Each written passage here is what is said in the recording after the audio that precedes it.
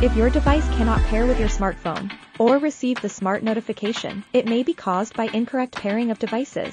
To resolve the issue, please try the following steps to disconnect the Bluetooth pairing. Open the Garmin Connect Mobile app. Select More. Scroll down and select Garmin Devices. Choose a connected device. Select the three dots icon on the upper right corner. Then select Remove Device.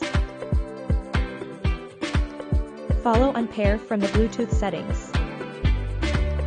Go back to the mobile desktop. Open in Settings, then select Bluetooth. Select the I icon, then select Forget this device.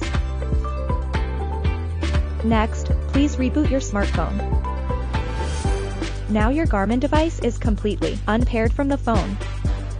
It is not a necessary step, but if you have done all the steps above and still cannot pair your device with the phone correctly, please follow the instructions to pair again.